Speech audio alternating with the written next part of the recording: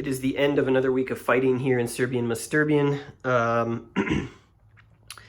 And not much has really changed, especially in the middle. Here's the middle sector. You can see improved positions have been built now, which is just going to slow things down even further. The second and third Serbian corps, or armies, I guess is technically what they are, although they function like corps. They put up some improved positions in sort of inconvenient areas for the Austro-Hungarians. They've moved up. They've recovered this division. They've moved it up, and now really,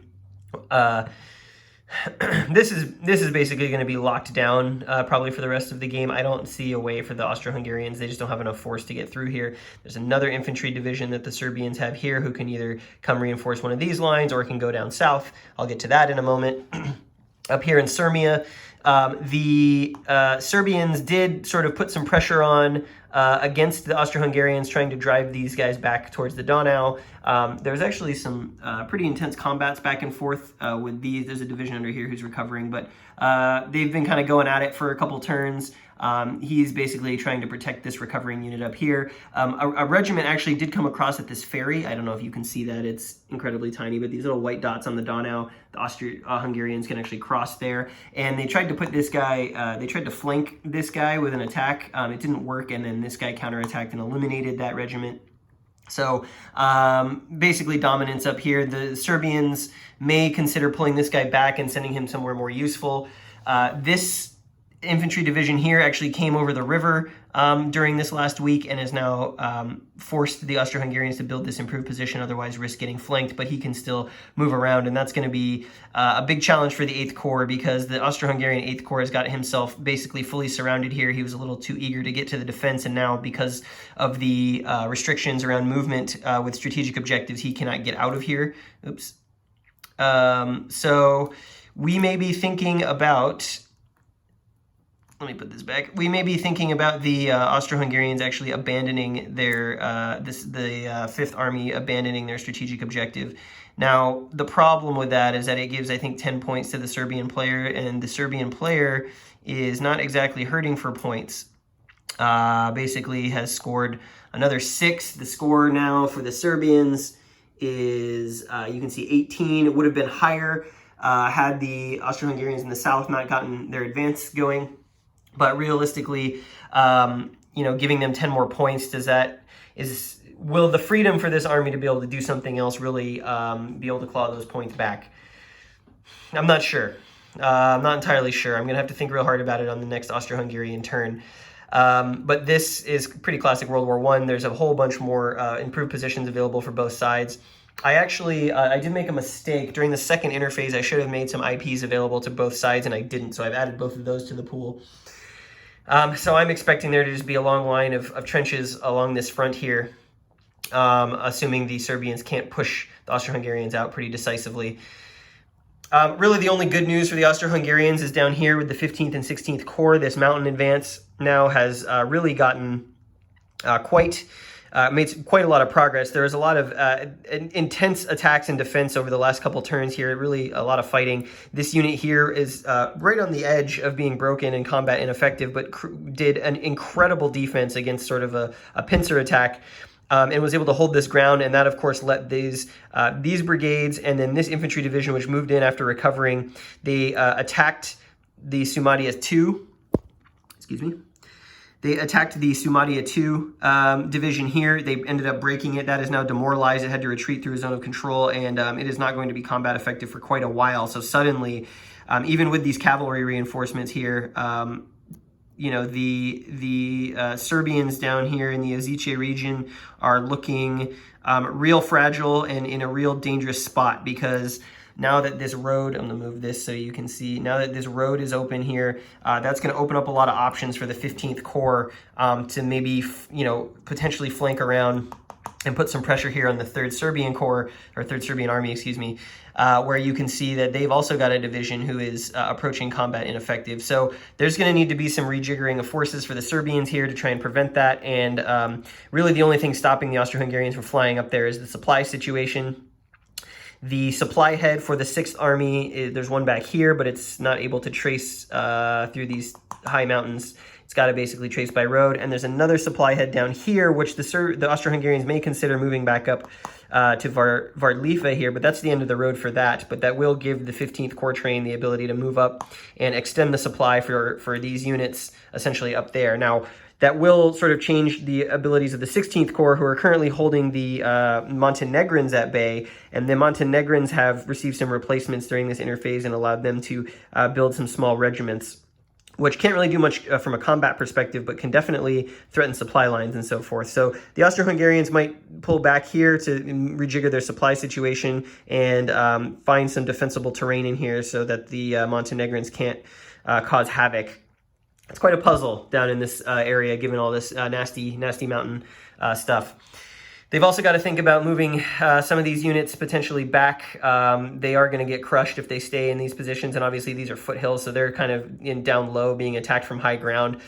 They might be able to find, some success if they pull back to some of these mountain ridges. But basically,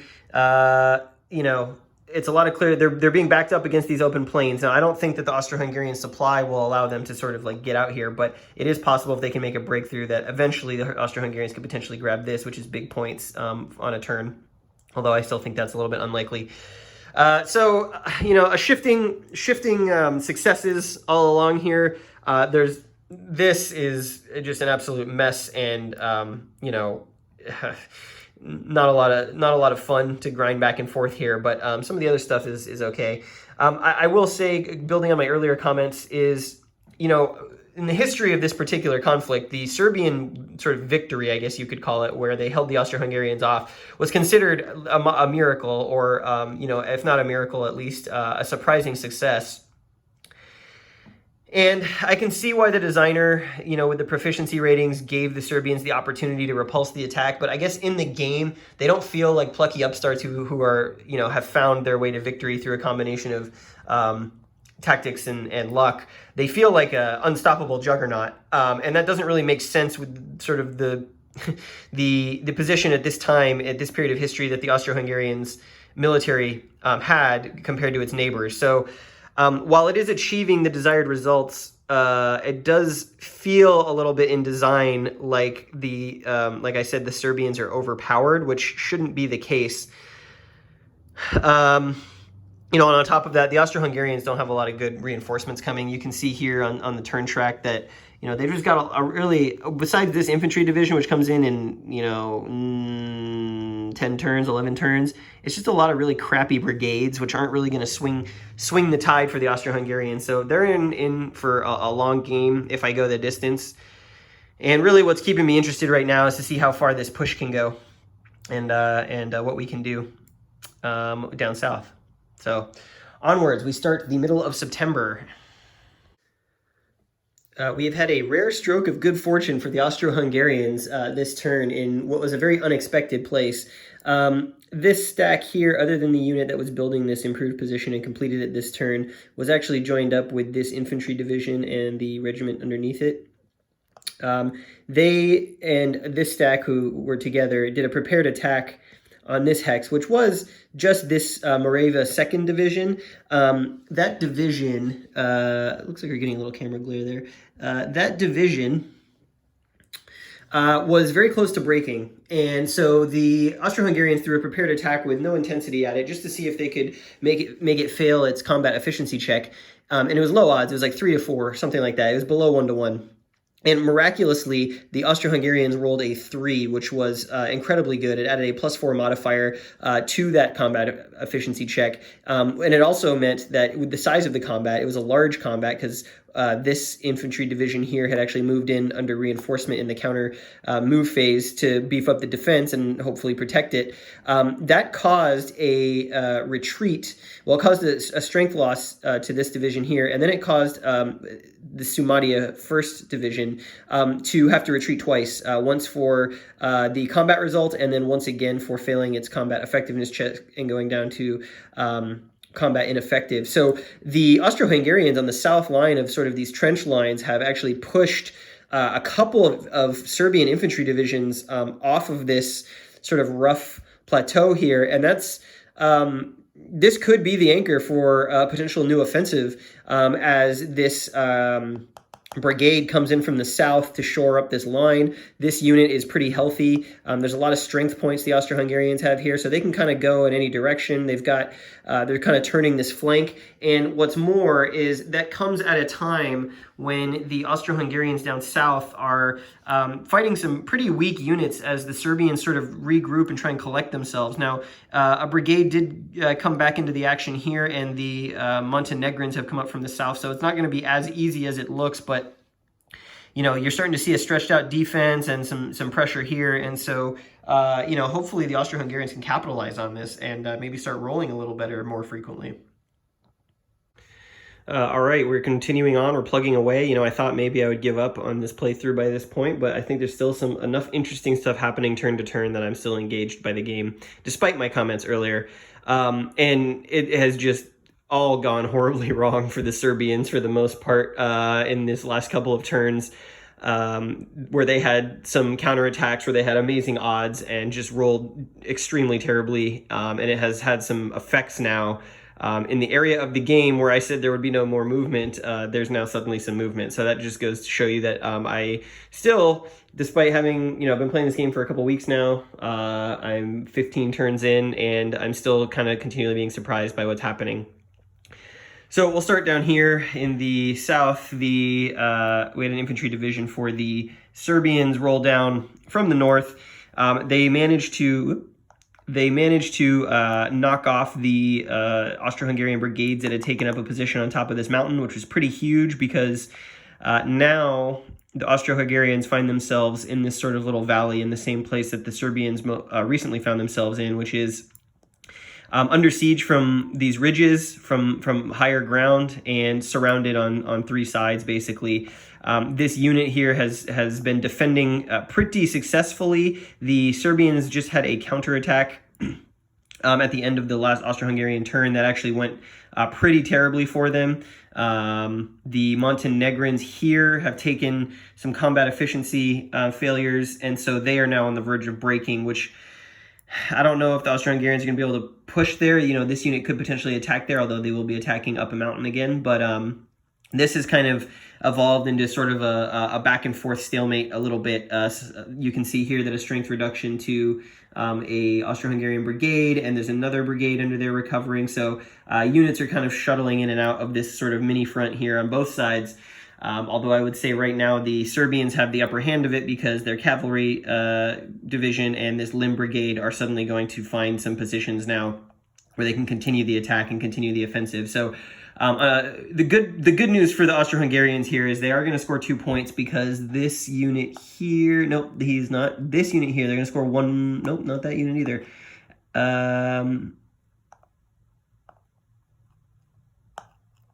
Sorry, yes, they are going to score. So they are going to score for this unit here for the drive into Serbia during this interphase. So he is east of hex row 20 by 2, and he is north, just barely, of the 23rd hex row here, left to right. So he is going to score 22 minus 20 points, so 2 points for the Serbians for that unit.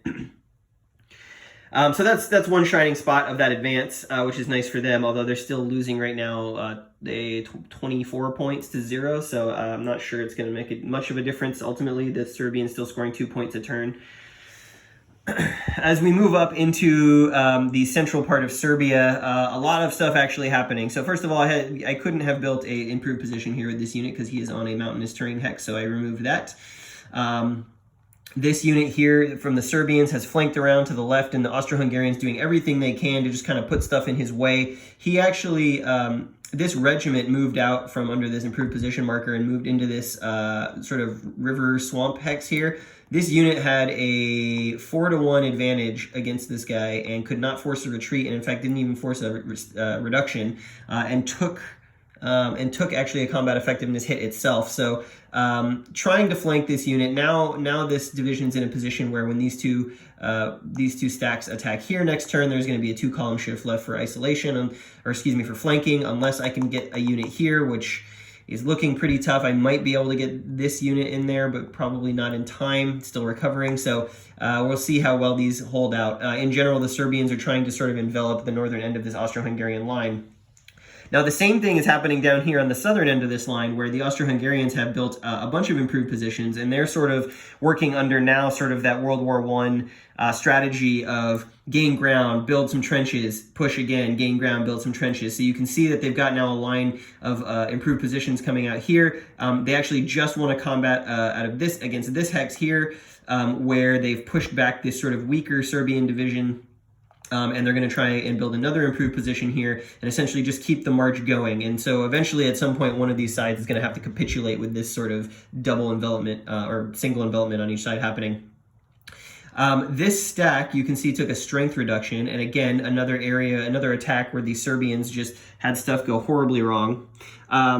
The Morava division had, after this advance, there was only a tiny regiment here holding that improved position. And this stack had great odds against it and unfortunately rolled a 12 and then failed their combat effectiveness check by 5. So whoever's leading this division here did not do their homework, and that has put the Serbian Third Army here into some dire straits in terms of combat effectiveness, especially here in the Morava 2. This was a fully healthy division in the last 2 turns ago, basically, occupying some great ground. Saw an opportunity, tried to take it, and it was apparently just too much. So now there's a problem, because this unit, if a combat goes wrong again, they're going to be out of action, and suddenly, with all of these units recovering down here, the Austro-Hungarians are going to have a drive straight into the heart of Serbia. The problem with that is if they don't do anything next turn, this unit's going to complete its improved position here, and suddenly we're going to have sort of an uncrackable wall with the Austro-Hungarians up against these mountains. So Serbia in a tough position here in the middle. The evolution of this front has been surprising, to say the least, and I'm pretty happy to see that there's actually been some interesting developments happening. Up in the north, nothing really to note. It's been pretty quiet, not enough strength to kind of do anything on either side. These units are basically shielding the recovery of this division. I will say that K-Corps has come in to play, so there is now some command and control up here, and all of the units in the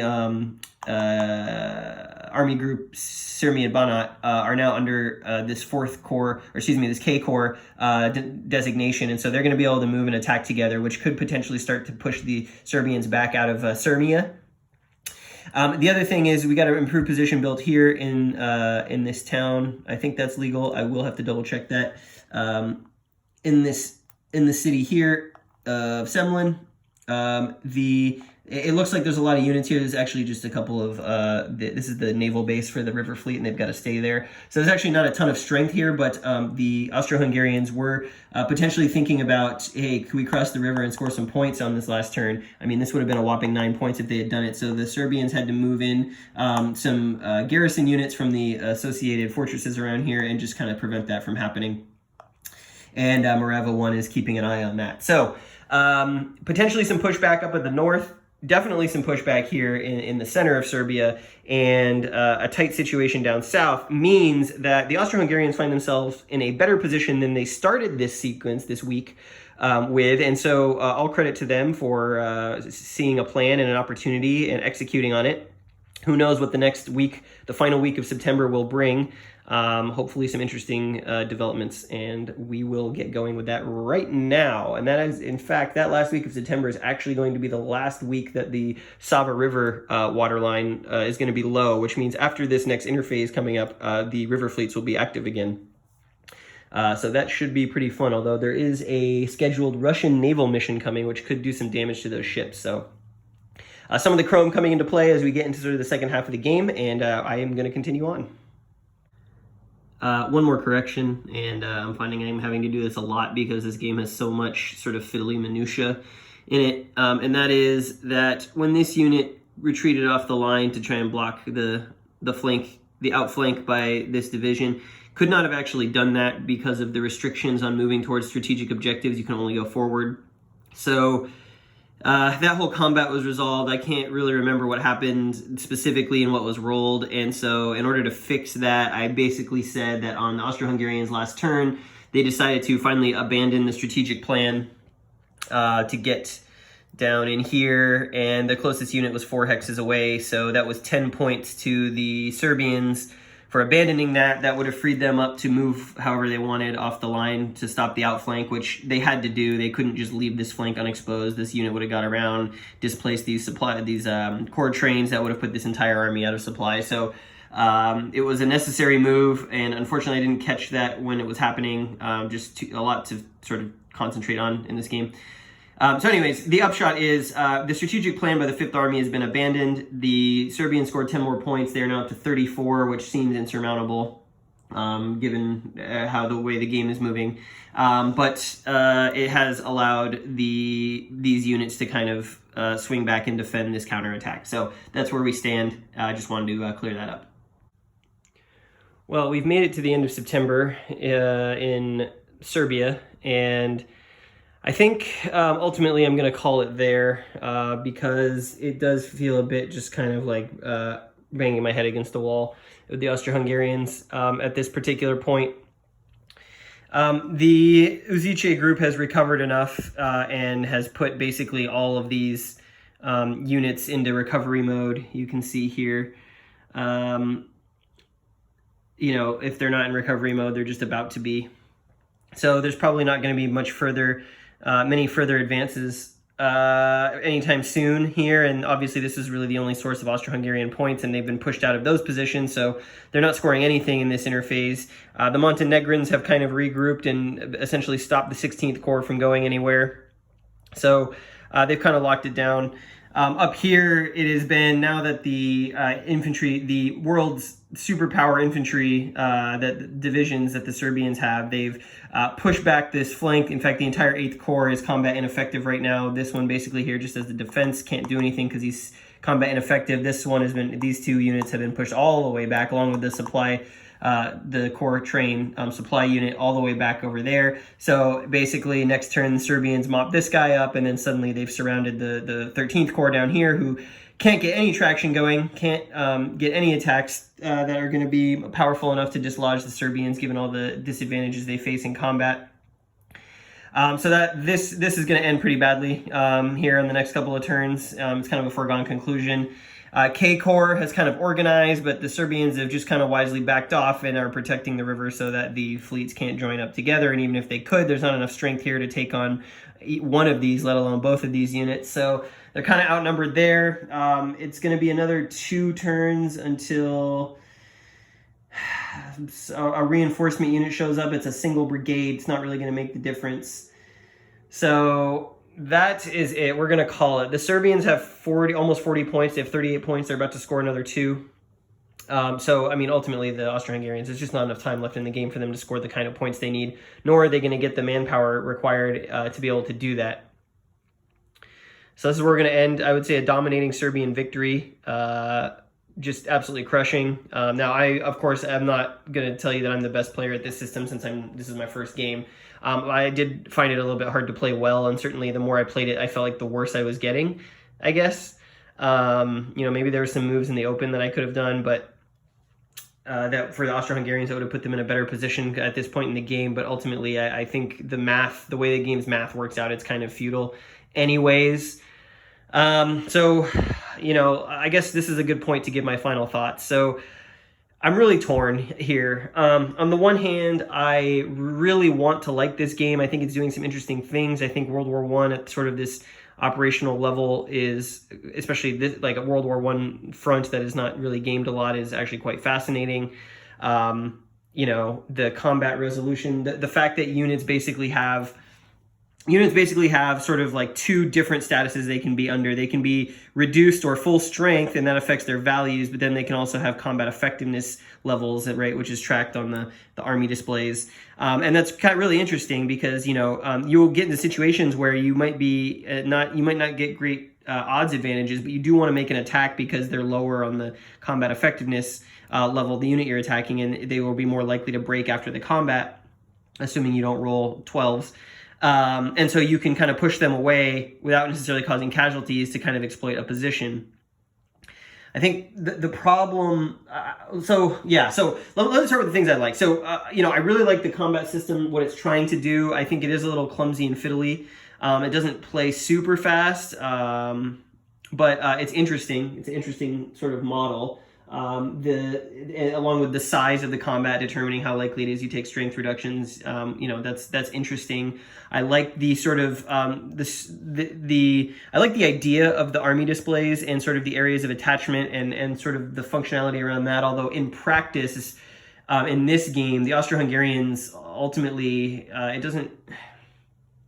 I suppose it could make more of a difference near the beginning, maybe, if you overloaded one of the armies, but even then there are certain size limits. But functionally, as the game progressed, these units down here were not sort of going to be transferring army boundaries, given the ground they needed to hold to score points. And, this never materialized, this northern march. They just didn't have enough forces down here. And, I wasn't doing a whole lot of army area of attachment switching. I mean, really the most of what I was doing was switching different units into different corps based on where I needed to make an attack, which is not super in-depth. On the downside, this does sort of implement a sort of tedious level of bookkeeping in terms of after every combat, you've got to find the units matching ID here, and then you have to make sure that like what combat effectiveness it's at, or if you're basically looking at two things. You can never read the state of the board just by looking at the unit. You have to look at the unit and the army display to see whether or not an attack will be good, whether they're about to break, what level of recovery they're at. So, it's not super smooth playing. I wish some of that stuff had been encoded more into just the unit. So at a glance at the board, I could tell what was going on. You look at this and you're like, oh, well, the Austro-Hungarians are not in a terrible position. They have a front line here against these guys. But like what you don't see is that this unit is -3, which means like basically one combat, he's probably going to break. These guys are, they've got stuff on them. So yeah, there's some friction there from the playability standpoint.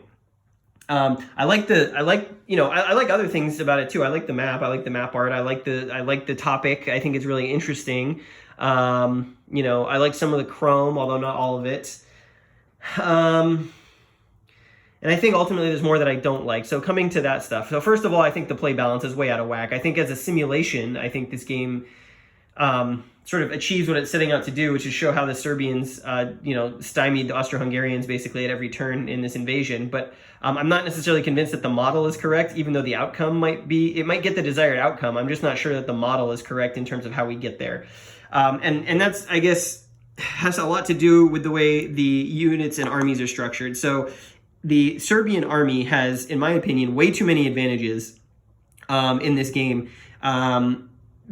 Built into the way the victory points are scored and built into the way their army is organized. So first of all, there's not a single Austro-Hungarian unit in the game that has a 4 efficiency rating, and every single Serbian infantry division has a 4 efficiency rating.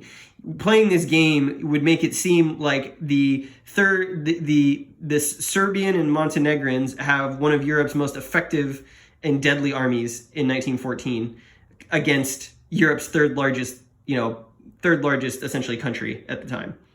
And that doesn't make a lot of sense to me. The fact that basically the Serbians are advantaged in defense and on offense no matter where they are. That's problematic to me, I think. If it's historically accurate, that's fine. It just doesn't feel good to play. Certainly if you're the Austro-Hungarian player, you're just banging your head up against this super-powered Serbian wall, essentially. On top of that, the Serbians have a lot of flexibility in terms of the way their armies are organized, so they are not under any sort of restrictions like the Austro-Hungarians are. They can switch between these armies at will with their units, obeying supply and all of that stuff, but they don't have any attachment areas that they need to worry about. Functionally, these are basically like core would be on the Austro-Hungarian display. So extremely flexible. They don't really have to worry about which units can attack and where they have to move and all that stuff. So that's a huge advantage as well. They're free to kind of pursue any sort of strategy they like. And it's actually more fun to play the Serbians because of that, because you're not tethered to these, stupid rules. Well, not stupid rules, but these rules that force you to go towards an objective and you can't deviate from your path, which is just another way that the Serbians are super advantaged. And then I would say the other way that sort of didn't reveal itself until we started playing, and this one to me I think is the most egregious, and that is the Serbian infantry units for the most part are an 11 combat effectiveness level, which means unless you roll under an 11 on your combat effectiveness checks, they are not taking degradation. Every every Austro-Hungarian unit is a 10 or less. So not only do the Austro-Hungarians, are they at a huge disadvantage when it comes to combat efficiency or proficiency levels between units, but they're also way more brittle. And so everything is working against them. You're disincentivized to attack with the Austro-Hungarians unless you can really, really, really get, high odds. But you're always fighting a column shift with the proficiency for the most part. And then on top of that, when you do have a combat, you're degrading quicker, even when you're attacking against the Serbian units, which means the Serbians can stay and fight longer and the Austrians have to retire and recover. And so you'll spend a lot of turns as the Austro-Hungarians where you feel like you want to push some of the, advantages you may have made. Like here, for example, you can see this sort of center of action just completely, folded in terms of the number of units involved. But you might make an attack that's really good for you where you do have high odds, but then after the attack you have to roll for your combat effectiveness check, and even though you won the battle and pushed them back, suddenly you've got 2 or 3 divisions falling back because they're combat ineffective or even demoralized. I mean, that's the problem with what happened up here with 9th Corps. I mean, look at the 9th Corps. They've got nothing, they're demoralized 1, demoralized 2, and that pushes them way back from the front because you have to be 5 hexes away to recover from that. And so that just gives these overpowering Serbians the ability to move in and push you back towards the edge of the board. And then on top of that, the final thing, I guess, is that obviously this is historic, but the second army that starts the game here loses basically 80% of their force 6 turns into the game. And so, this whole sort of front in this conflict disappears and the Serbians can do whatever they want. One other thing I also want to add is the points are super unbalanced in this game. So there's so many ways for the Serbians to score points in this game, turn after turn after turn after turn. And there's so many ways for the Austro-Hungarians to lose points that are predicated upon them making successful advances, which, as we talked about, their units just mathematically are nowhere near have the ability to do that the game just becomes a runaway. I mean, the Serbians have 40 points now. Even if the Serbians retreated back to here, there wouldn't be enough time left in the game for the Austro-Hungarians to get points. And so, I could buy this game being fun and interesting for both players, even with this happening where the Austro-Hungarians are extremely brittle, where they're forced back, where they can't make any progress, if the victory point conditions made the game closer, right? As we saw in Empire at Sunrise, the Germans in that game just absolutely get stomped for most of the game, but the victory points in the end actually ended up being pretty close both times I played it. And so even though it feels like you're losing, you still have a chance to win the game. Here it does not feel like that. Here it feels like if you are just even low competency with the Serbians, the math is so much in your favor and the point scheme with how you get them is so much in your favor that it's going to be really hard to lose this game. You would actually actively try to lose as the Serbians, I think, in order to lose this game, which is disappointing. So ultimately, I both really liked learning the system and I really disliked playing this particular game, I would say. And so that brings me, I guess, to my questions for everyone out there. And that is people who have played Offensive Outrance, which is the West Front, the 3-mapper. Is that game any different than this? Is there sort of a dynamic between the units where are the Germans basically an overpowering steamroller in that game that just run over the French and British? Or is there an opportunity for counterplay? Is there an opportunity for strategic thinking where, you can position better units in places to take advantage against the enemy? Because if I really want to play Offensive Outrance, but this is kind of leaving a sour taste in my mouth in terms of I don't want to pick that game up because it's such a big investment and get burned in that it turns out the same, where the Germans or the French or whoever it is are just completely imbalanced. So I'm very curious for anyone who's played it, how does that game flow? Is it a little more even, or not even, because this game is even, as you can see, there's been no movement here all game, but is it more balanced in terms of the ability for one side or another to sort of win or get an advantage? Is it close? Is it tense? Are there, opportunities to counterattack and not have your units evaporate when they do so? I'd really like to know your thoughts about Offensive Outrance, because I've been very curious about it for a long time, and now that I know how to play the system, I would like to play a game that is a little less overwhelmingly against one side or another, and I want to know if Offensive Outrance is that game. I desperately want to give it a try, but I'm very skeptical about purchasing it at this point after I've played this. And The other thing I'm curious about with Offensiva Outrance is that in this game, obviously the artillery values are built into the units here, and that's one way that the Austro-Hungarians have an advantage, is they typically have better artillery. But in Offensiva Outrance, I'm curious what the artillery situation is like. You know, do both sides have it? Does it play a bigger role? You know, for being World War I didn't really feel like the artillery in this game and even in the system played a huge role. Now, a lot of that had to do with the having of artillery and sort of the shitty mountains and stuff like that, but you know, it's just a column shift. It's one column shift. And maybe on the operational level, that reflects sort of like the way artillery is used in sort of the scale of these spaces. But it never really felt like artillery in this game was a deciding factor. When in reality, in World War I, artillery was basically everything in terms of whether or not you were, you know, your attack was a suicide charge or not. So I would have liked to see that be more emphasized. I would have liked to have seen the artillery value built into the units have sort of more of an effect on the game, and it never really felt like it did. So yeah, I think the design is certainly like really impressive in terms of all the thought that went into it, but it's really fiddly, and I don't know that the reward of playing it is worth all of the work that it took to do it. Certainly not in this game. Will I ever play this again? Maybe. You know, again, I'm torn. Like, I don't know if I want to keep it or I want to, you know, get rid of it. But there's something about it that has a hook in me. And I wish I could articulate what it was or figure out what it was. And that's why I'm curious about Offensiva Outrance, is because there is something here that I really like. There is something here that I really appreciate. I just think the way it's expressed in this game is very poor.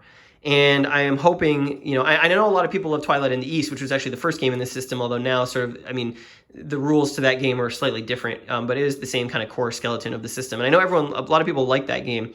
You know, and I can see a situation where this system really shines and really brings, you know, forth some of the World War I, like early World War I, like, you know, flavor. I just felt like in this game it was a flavor I didn't want in my mouth. So anyways, let me know what you think. If you've played this game, you know, let me know. Give me some of your tips on how to play well. I'd like to know sort of where the fun is to be had with the Austro-Hungarians and how you do well with them. And if you've played Offensiva Outrance and you've played this, I would like to know how they're different. Because, again, like I said, very curious about that game. Definitely want to give it a try at some point, but I just don't want to be burned. You know what I mean? So, you know, apologies that I didn't take it all the way to the end, but ultimately, as you can see, there's not a lot I can do at this point. It just there's not a lot of interesting interplay between the two sides at this point. And so I felt it was time to close it up and move on to something else, which I am excited to play. And we will get that on the channel shortly. And I should have another episode of Comics for Wargamers coming up in the next week or two. And that one will be interesting as well. One of my favorite writers of all time, and a topic that I have not done a game on, a topic in an era I have not done a game on yet. But I hope to at some point. So thanks for sticking with me if you've been this far, and look forward to chatting about this and other things with you very soon.